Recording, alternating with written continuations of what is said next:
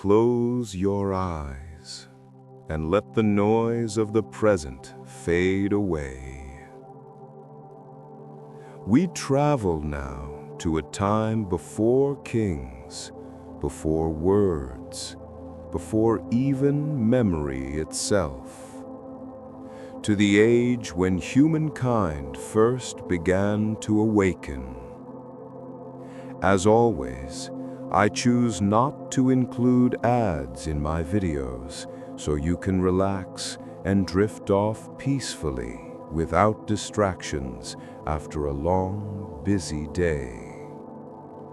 It's more important to me that you rest well than to earn from ads. Before we begin, I'd love to know, where are you listening from and what time you are now down below in the comments. I love seeing where everyone's tuning in from, whether you're settling in for the night or just curious about where these legends came from. I'm glad you're here.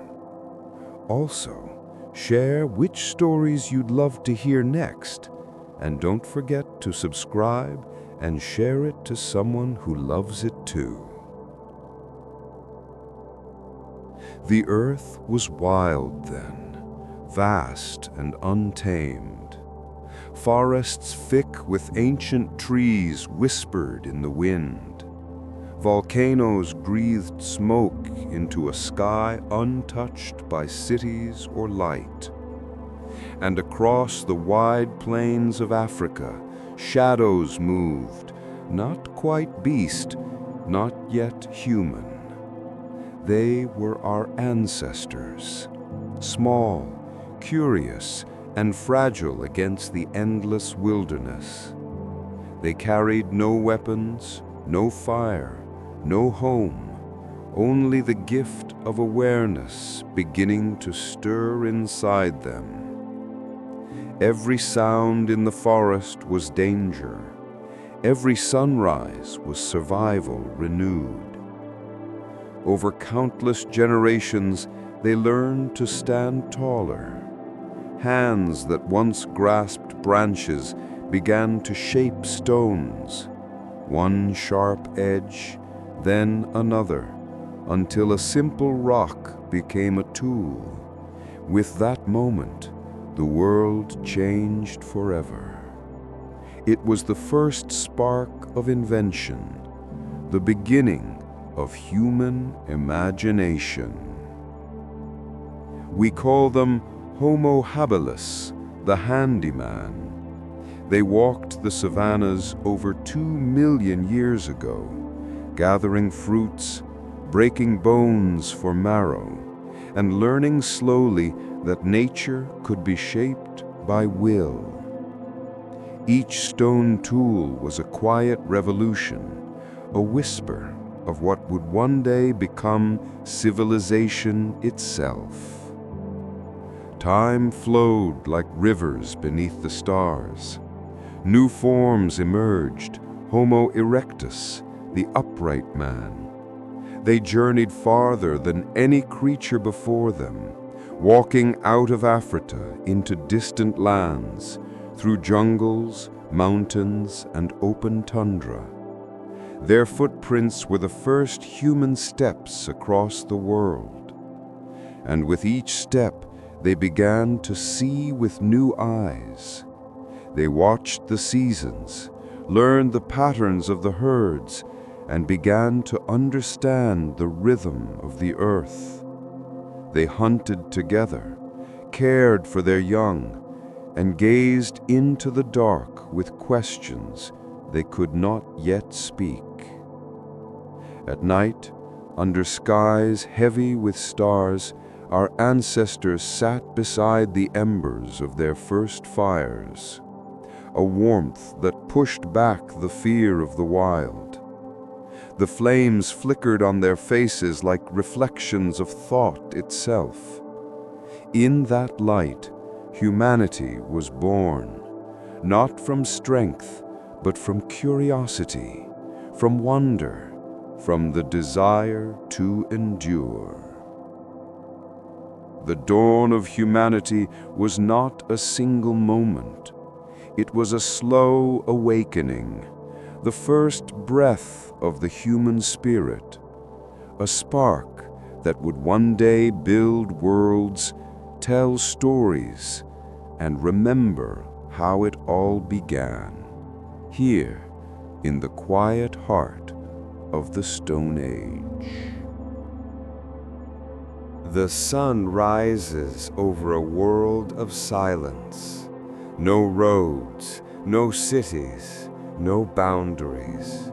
Only the wind and the endless rhythm of survival. The earth in those ancient days was both beautiful and cruel. Great herds of beasts thundered across the plains, mammoths, wild horses, and giant deer. Predators stalked the shadows, saber-toothed cats, packs of wolves, and silent leopards watching from the trees. In this vast, dangerous world walked humankind, the hunter, the wanderer, the dreamer. They lived not in one place, but everywhere, across Africa's golden grasslands, through the deep forests of Europe, into the cold steppes of Asia and beyond.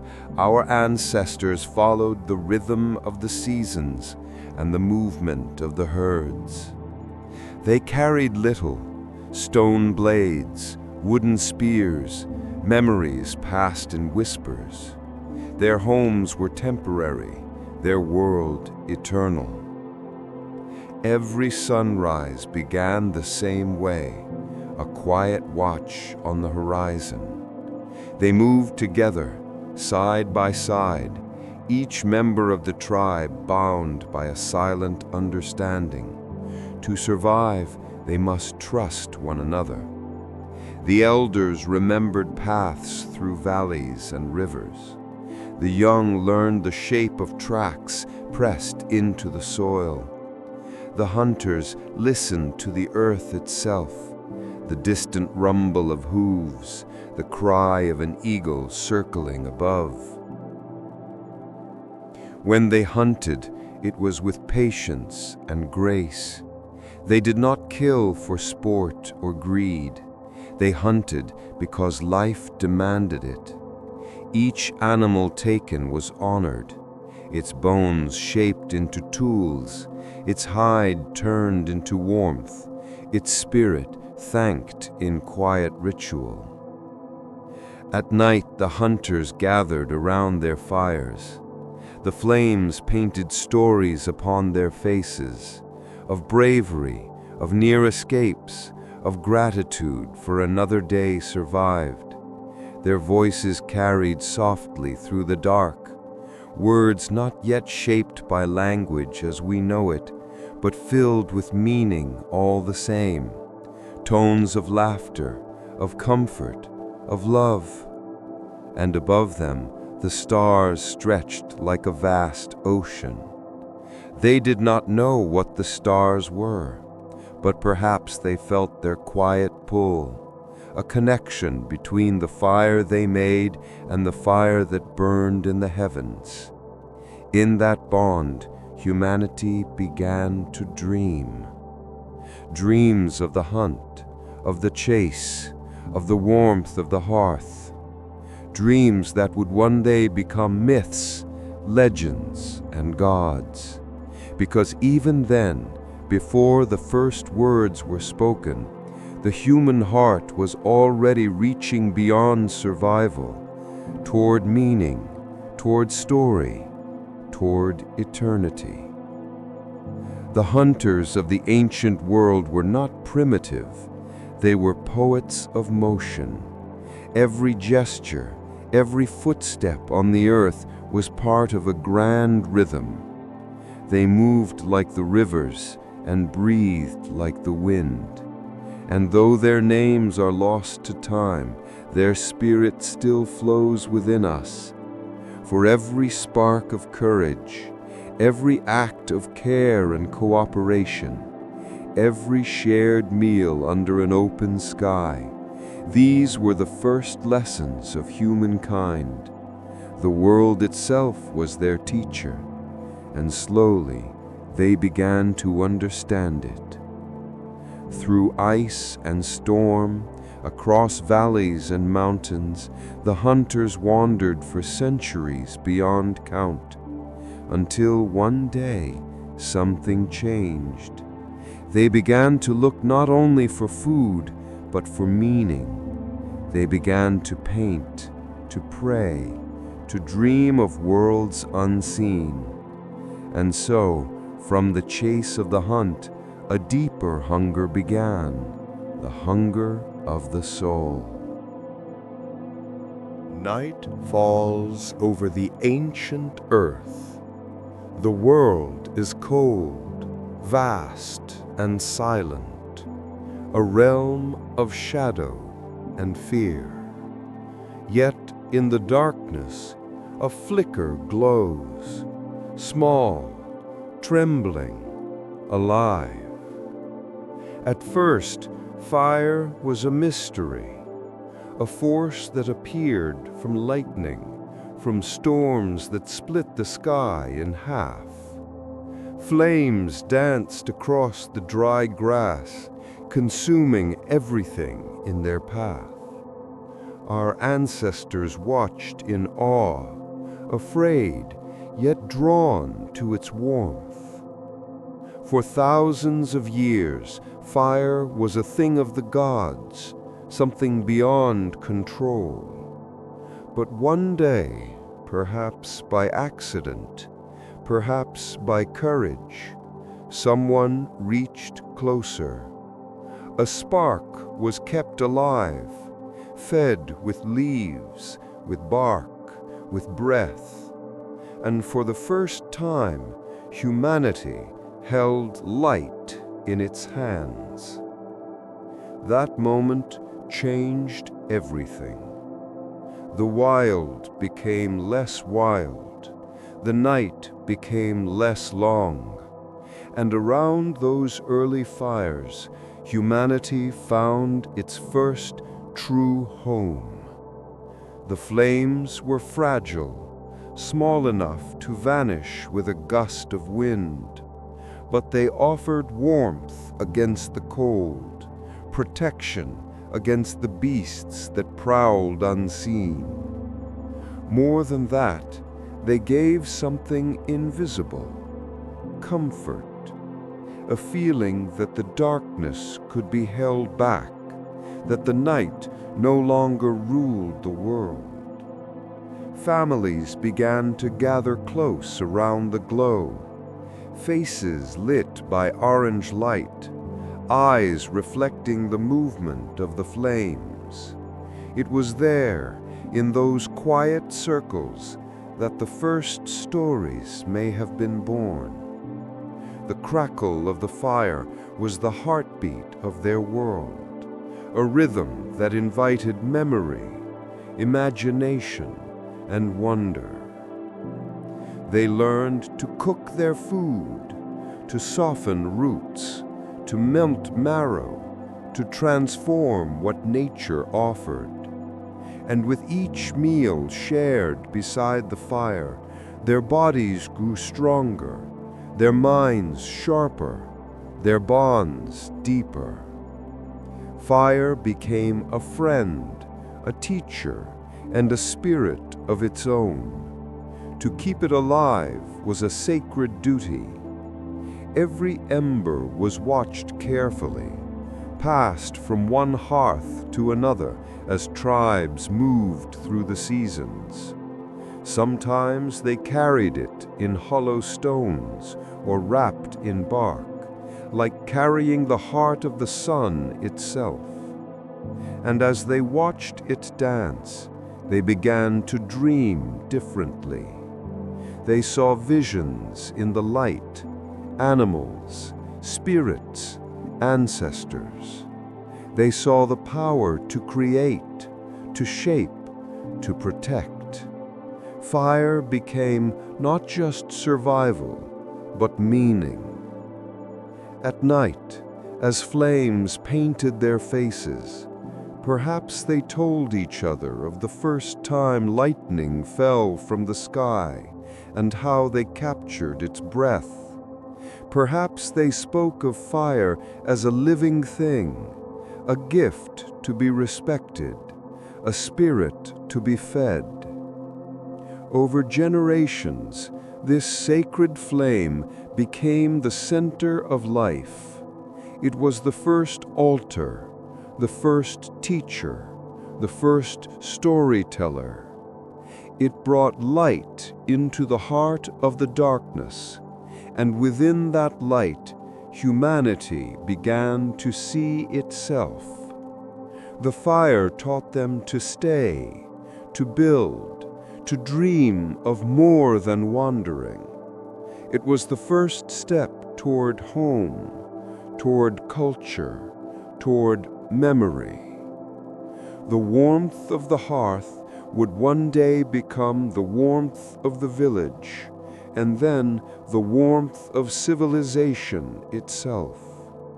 But for now, in this long-ago night, it was enough simply to sit close, to listen to the whisper of flames, and to feel the miracle of safety in a wild and endless world. Long before cities or kingdoms, before temples or tools of bronze, the human story was told through silence, through gestures, through eyes, through touch. Yet deep within that silence, something was waiting to be born, a voice.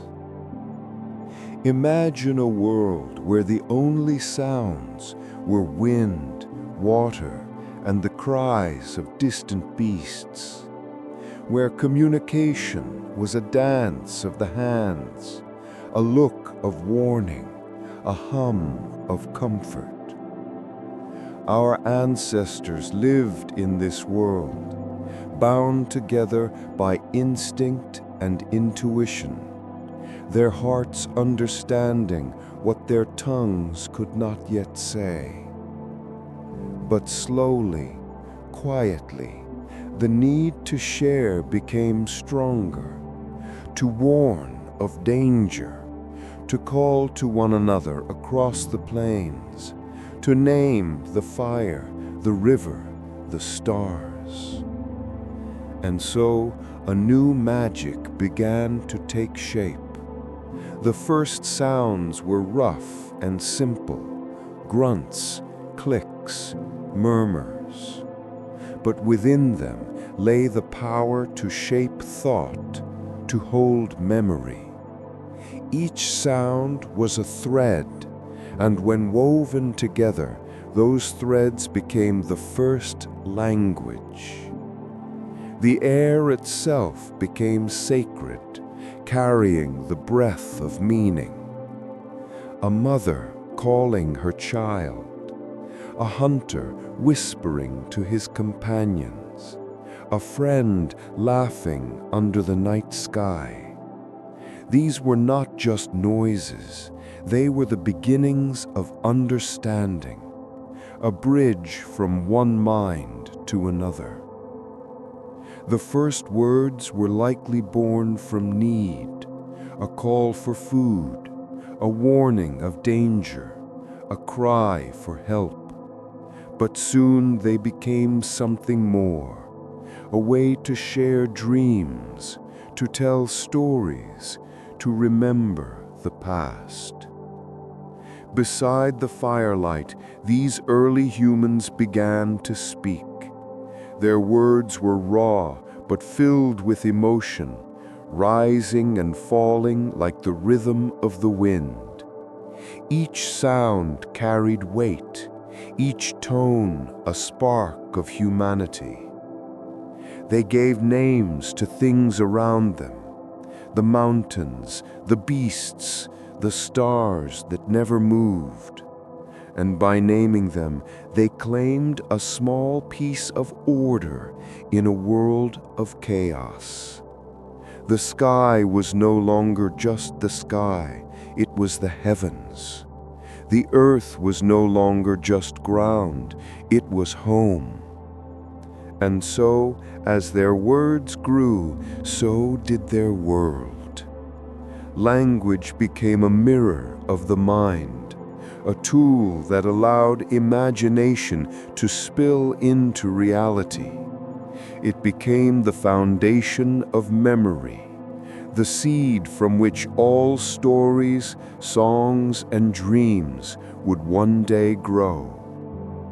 Through language, they began to share not just what they saw, but what they felt: grief, hope, wonder, emotions that could now pass from one heart to another. In the quiet between words, they discovered understanding, and with that understanding came the first true connection, the invisible bond that still ties every human being together. Perhaps one night, as the fire crackled low in the dark, a voice rose softly, telling a story of the hunt, of the storm, of the stars that guided them home. Others listened, eyes closed, imagining the world through sound. And thus began the oldest tradition of all, the art of storytelling. Through stories, they preserved knowledge, taught the young, and made sense of life's mysteries. The words carried wisdom across generations, long before ink touched parchment or symbols were carved into stone. In language, humanity found its soul. The wind sweeps across an endless plain. Grass bends like waves beneath a gray morning sky. In the distance, a small band of humans moves together, silent, alert, united by one purpose: to survive. This was the world of the hunter, a time when every sunrise carried both promise and danger, when the earth was vast and untamed, and the creatures that roamed it were giants: mammoths, bison, cave lions, and the shadowed shapes of predators waiting for weakness. Our ancestors walked lightly on this earth, their bare feet pressed against the same soil where herds thundered.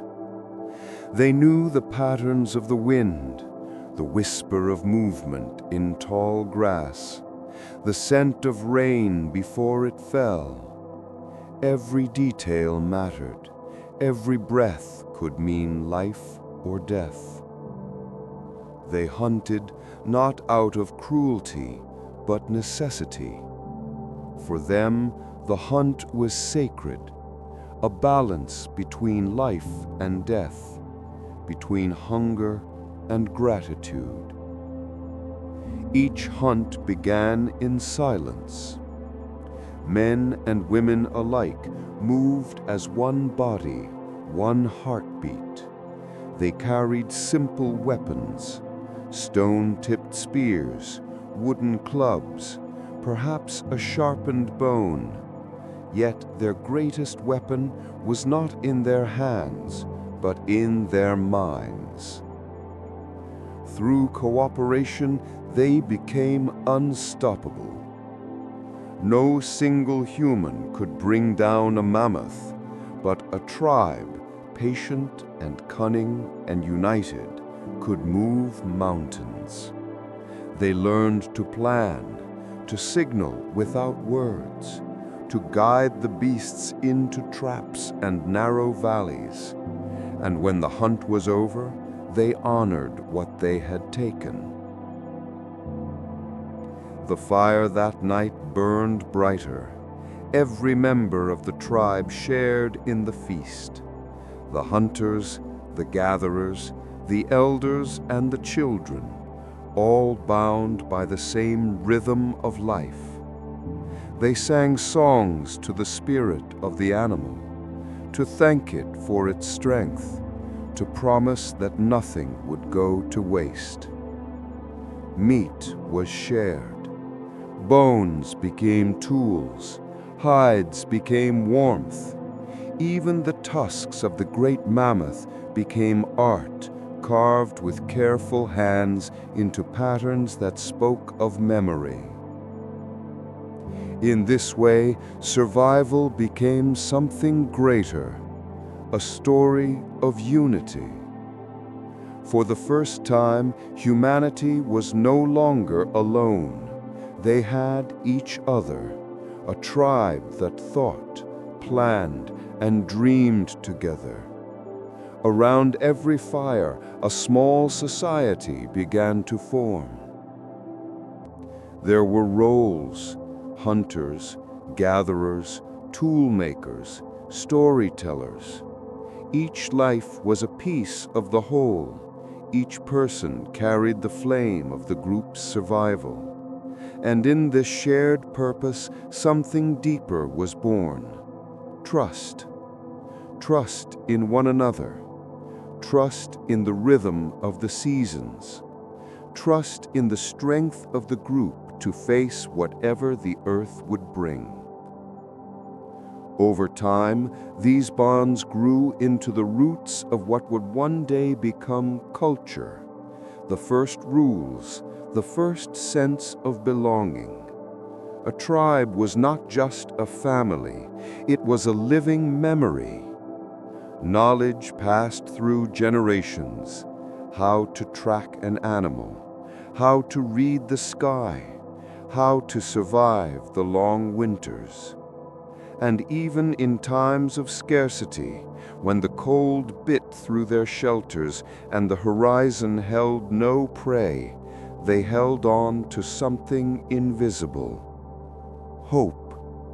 Hope born from the fire, from the stories told under the stars, and from the knowledge that together they were stronger than the wild. Deep beneath the earth, in the silence of ancient caves, a flicker of torchlight trembles against the walls.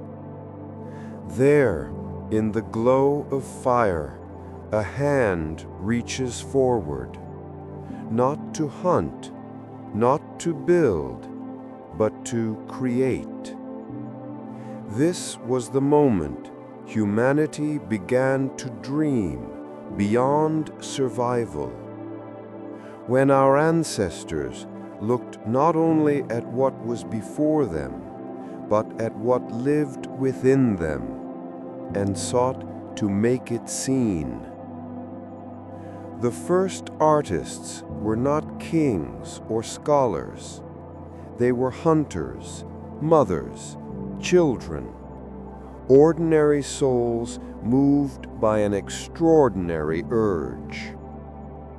They gathered pigments from the soil, red from clay, black from charcoal, yellow from ground ochre.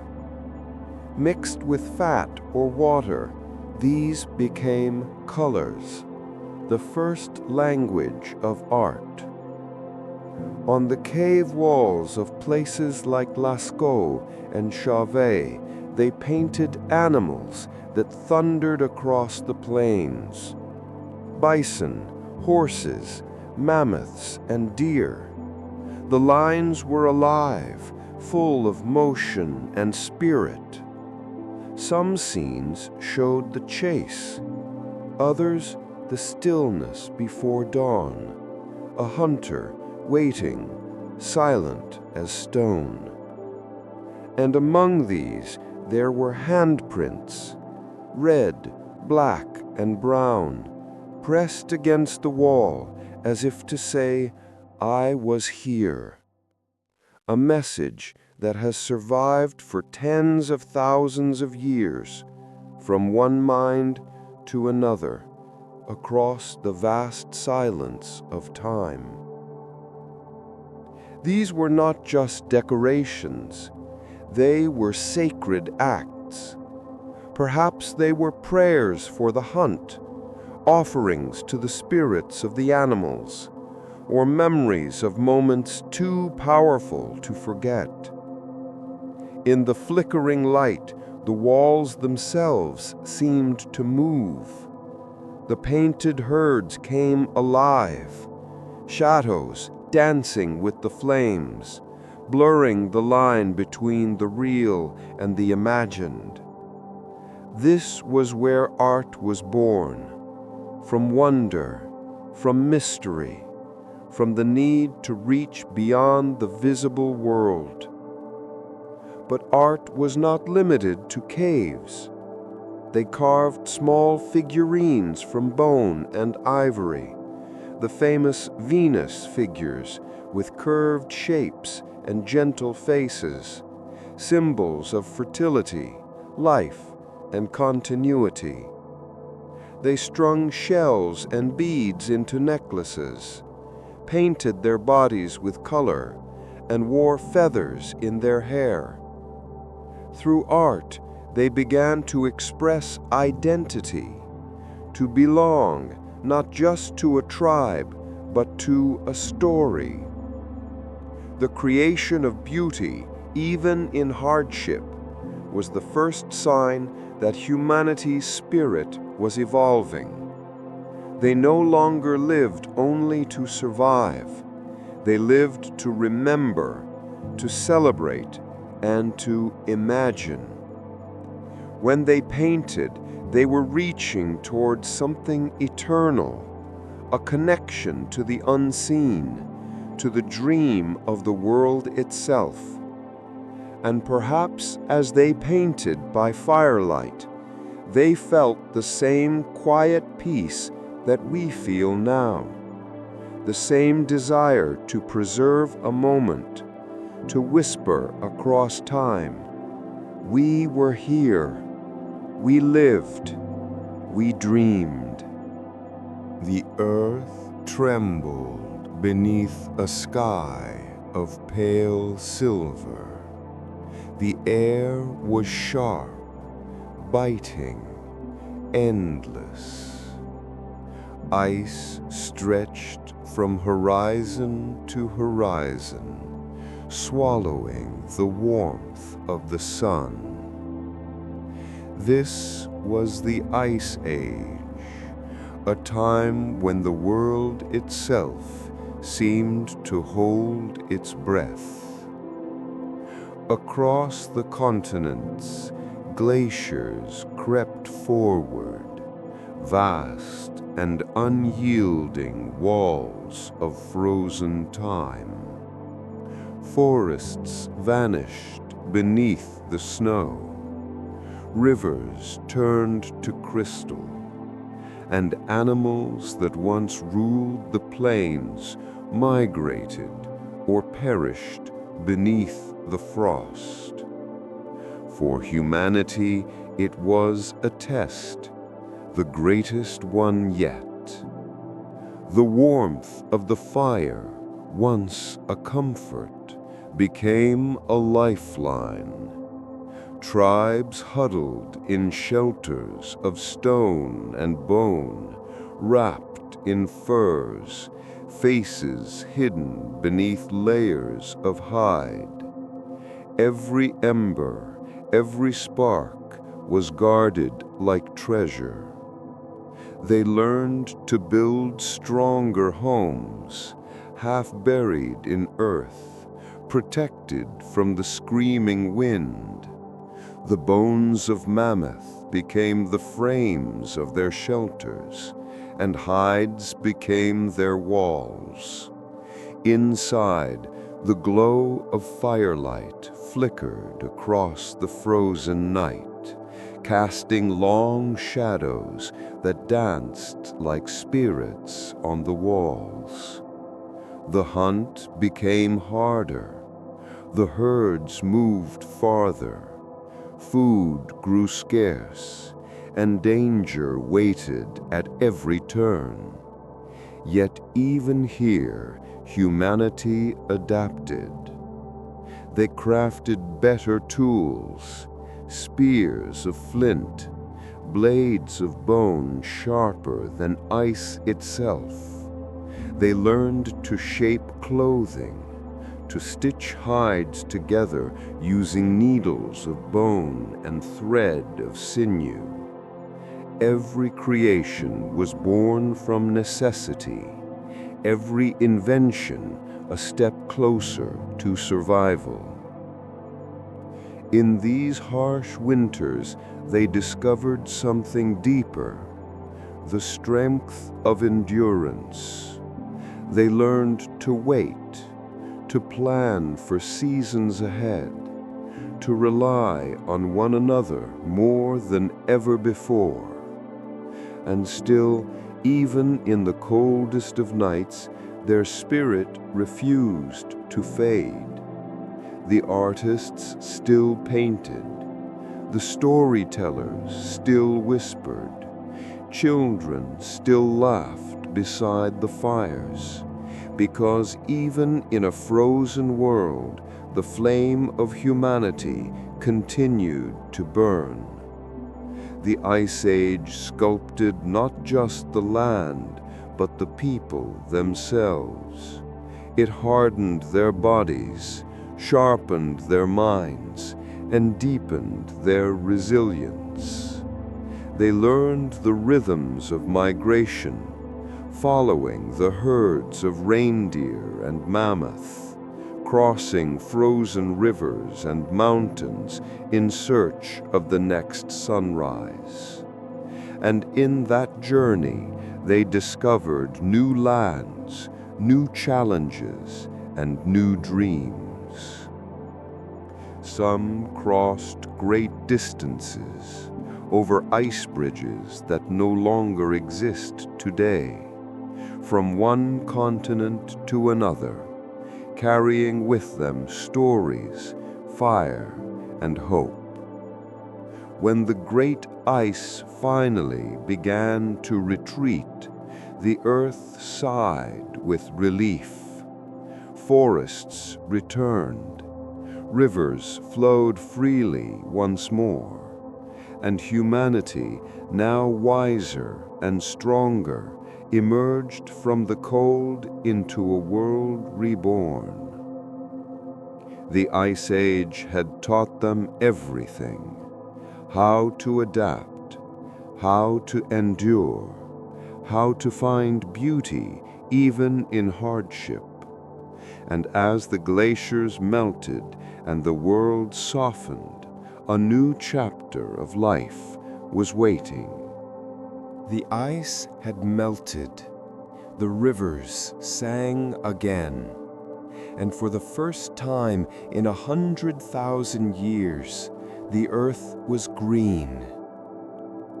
The great cold had ended, and the world was alive once more. Forests stretched across the valleys, birds returned to the skies, and herds of animals grazed on lands reborn. But as the seasons grew gentle, a quiet revolution began, not with a weapon or a fire, but with a seed.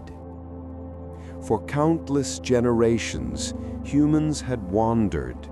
They had followed the herds, lived by the rhythm of the hunt, and carried their homes upon their backs.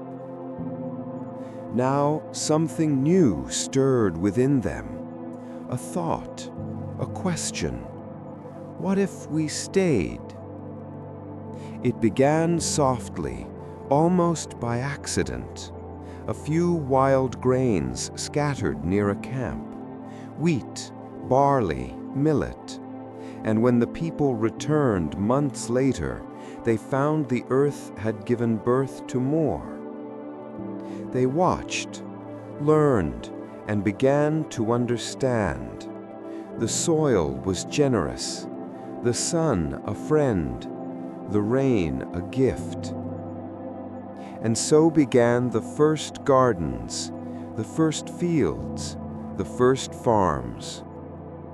They built villages of mud and stone near rivers that shimmered like silver threads through the land. Each season became a story, planting, growing, harvesting, resting. The rhythm of nature became the rhythm of life.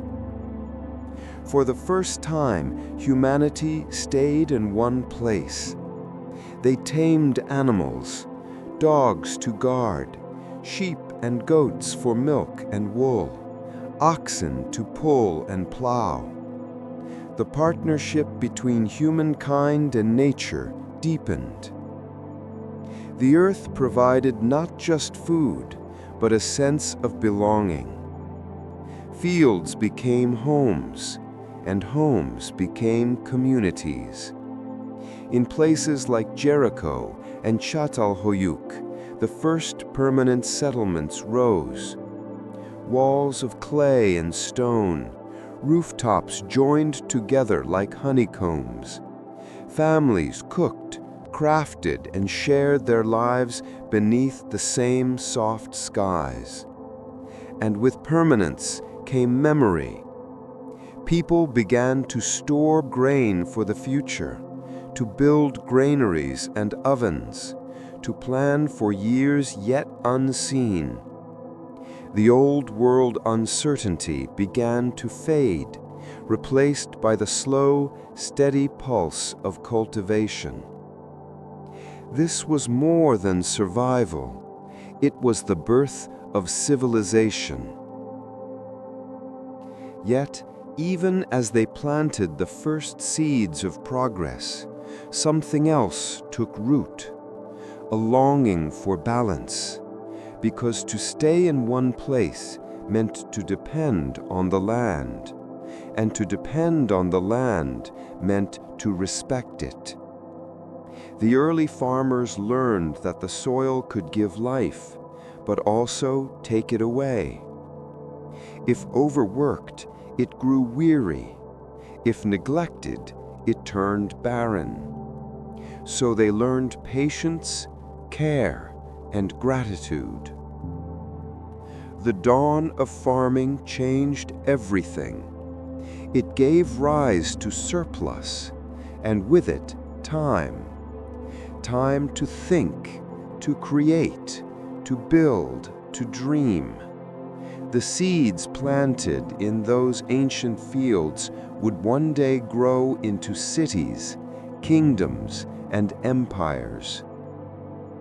But for now, as the stars shimmered over the quiet villages, the farmers of the Stone Age would sleep beside their fires, listening to the gentle whisper of the wind across their crops, the sound of the future being born. The fields were green, the rivers steady, and the hearths warm. For the first time in human history, people no longer wandered through the endless wild. They stayed, and from staying, they began to build a world together.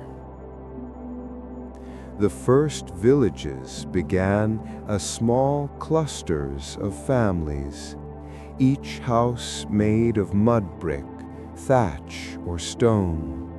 Smoke curled gently from their rooftops, the scent of grain and earth drifting through the dawn.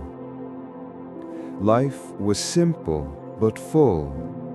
The mornings were for tending crops and animals, the afternoons for crafting and trading, and the evenings for stories, tales of ancestors, of spirits, of the land itself. In these new communities, humanity discovered something far more powerful than fire or tools: cooperation. No one could survive alone anymore. Farmers shared their harvests, hunters shared their meat, craftsmen shaped tools for the whole village. And as they began to rely on one another, they built the first bonds of trust, the foundation of every society to come.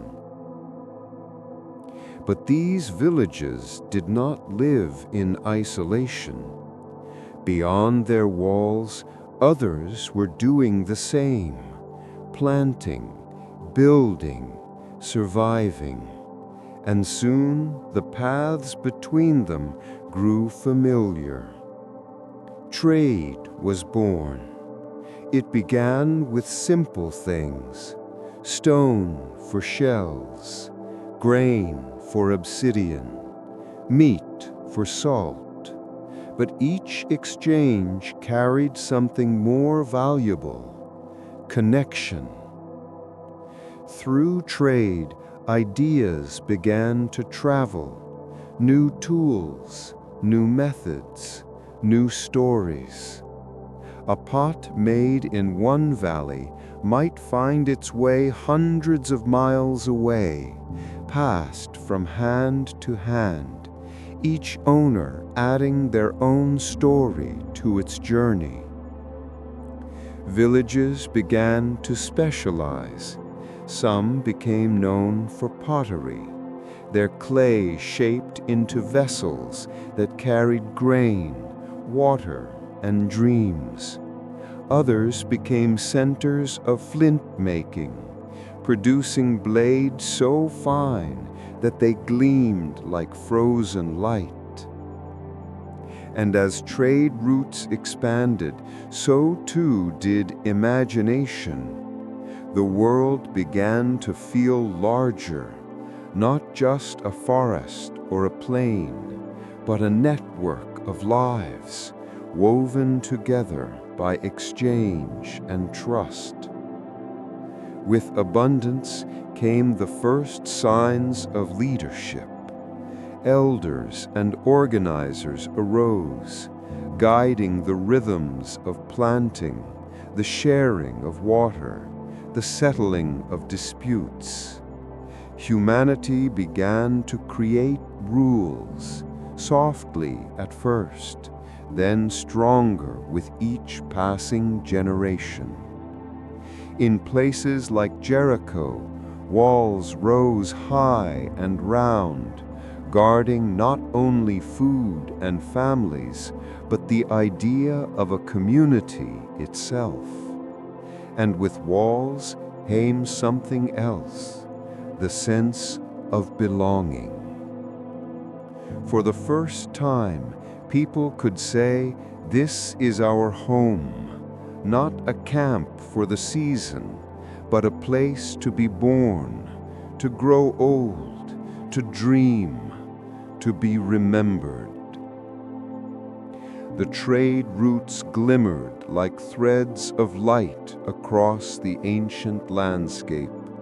They connected people who would never meet, but who shared the same hopes: safety, food, love, and meaning. The world of the Stone Age was no longer wild and empty. It was becoming human. A tapestry of lives, each one a note in the growing song of civilization. The river flowed quietly beneath the dawn. Smoke curled from distant hearths, rising into the soft gold of morning. And humanity stood at the threshold of something new, something that would change the earth forever. The Stone Age was ending, but not with silence. It ended with a whisper of progress, the hum of life becoming something greater. In the fertile valleys of the Tigris and Euphrates, along the banks of the Nile, beside the Indus and the Yellow River, villages grew into towns, and towns began to breathe like living things. The people who had once wandered the wild now shaped it. They tamed rivers with canals, measured time by the stars, and built homes that touched the edge of permanence. Fields spread wide, granaries filled, and the rhythm of the seasons became the heartbeat of humanity. This was the dawn of civilization. For the first time, people began to record their world. Marks carved into clay became symbols, and symbols became words. Through writing, memory became immortal. The world was changing. Stone tools gave way to bronze, and with metal came new strength, new artistry, new ambition. The old ways were not forgotten, but transformed. The fire that once warmed a cave now burned in the forges of early cities. Leaders rose, not just hunters or elders, but builders, priests, and dreamers. They planned temples of sun-baked brick, walls adorned with art that told stories of gods, of storms, of beginnings.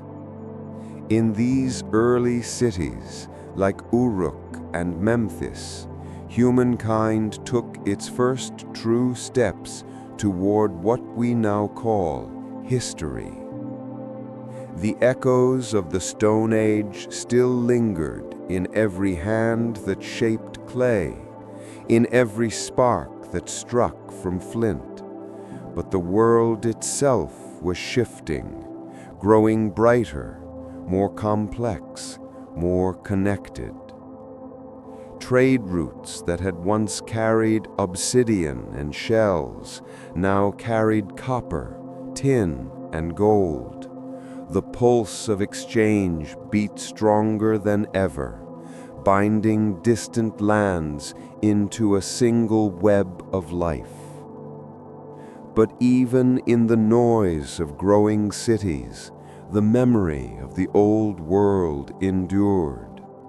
The stories told around fires still spoke of the hunt, of the stars, of the spirits that walked through wind and water. The Stone Age had not truly vanished, it had simply evolved. Every tool, every wall, every city was built upon the dreams of those first wanderers, who painted in the dark, who whispered to the fire, who followed the mammoth across the frozen plains. They had given humanity its first steps, its first songs, its first light. And though thousands of years have passed, their legacy remains beneath our feet, in every stone foundation, in every field that grows grain, in every quiet fire that still warms the night.